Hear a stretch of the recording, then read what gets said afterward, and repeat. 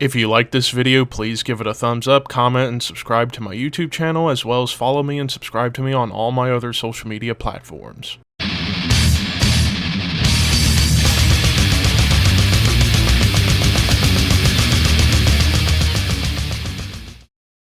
What's up, Thrashers, and welcome back once again to the Thrash Maniac 99 YouTube channel, and I am back with a mini episode of Under the Radar for you guys. This week and next week's episodes are going to be shorter because not that much coming out, or that did come out this past weekend on the 14th, and not much coming out on the 21st. So you're going to get a couple of miniature episodes of Under the Radar for this week and next week.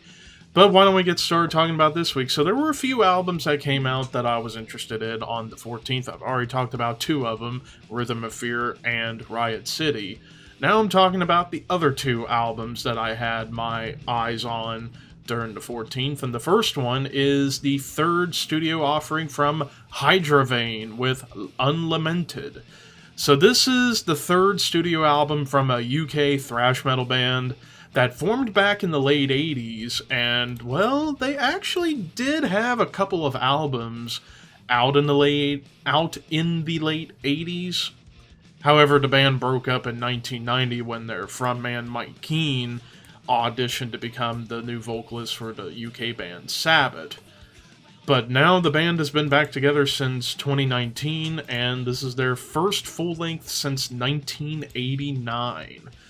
So, this is a band I actually had never heard of before, and upon listening to it, I was thoroughly impressed with their style of thrash metal. It's like, yeah, they're from England, but this reminds me so much of the American thrash scene, particularly the LA and Bay Area scene.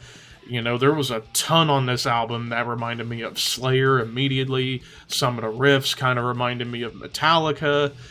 And vocally, what I think my favorite thing is about this album is the vocals. Like, the vocal delivery and style of this vocalist is like in between a thrash metal bark and a melodic voice. So it made for this like interesting vocal style and delivery throughout this whole album, and I actually really enjoyed hearing the vocals on this album.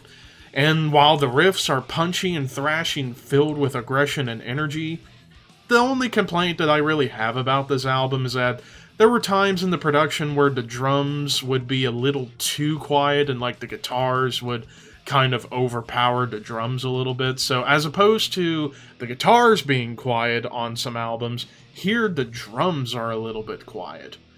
But aside from that minor production hiccup, this is a really good album. I'm giving this one an 8.5 out of 10. Not the best thrash metal album of the year, but it's still a very damn good one, and showing why perhaps 2022 has been the year of thrash. And now for the second and final album I'm talking about, and it is the latest offering from the most evil cauldron in Houston, Texas. We are talking about Imprecation with a.k.a. Diaboli. So yeah, this is the band's third full-length. Their third full-length out on Dark Descent Records. Get your damn words right, brain.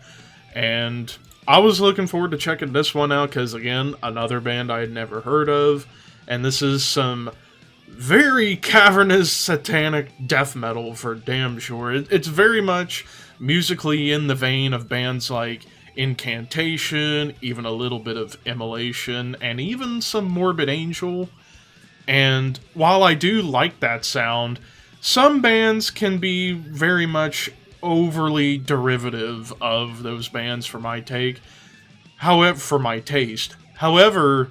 with Imprecation, I think they do the worshipping to those bands very well without sounding like a copycat band. And also what I think makes this band unique in comparison to other Incantation worship bands, the vocals. Like, the vocals to me sound very much similar to people like John Tardy and Martin Van Drunen. Like, this almost sounds like if Asphyx and Incantation had an evil, cavernous child. That would be the best way to kind of describe this album and the band as a whole, because of how they would take the incantation and immolation style, but mix in like the Martin Van Buren style vocals. I thought it made for a really evil sounding album, and it sounded badass. Of course, yeah, when it comes to cavernous death metal, you have to expect raw production, and I like it for that reason. So overall, I'm going to give this one a 9 out of 10. I think this is one of the most underrated albums so far this year that I think more people should check out because, holy shit, it is evil, it is gross, and it will make your face peel right off like in Face Off or something like that. But anyways, that does it for this week's Under the Radar. What are your guys' thoughts on these two albums? Links to the albums are in the description for you guys to check out. And until next time, horns high. See you guys later.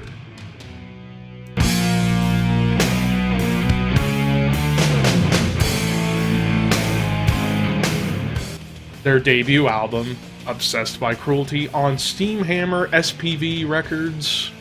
Now, the interesting thing about this album is that there are 2 sessions of this album that was recorded during this time. The original session, which was actually released through Metal Blade Records in standard tuning, the label thought, this does not sound very good, you need to try again. And so they switched studios and producers and did a re-recording of the album and added an additional song, After the Deluge, featuring Uwe Christophers, who was known by the name of ADATA, and yeah, 2 versions, one in standard tuning and one in D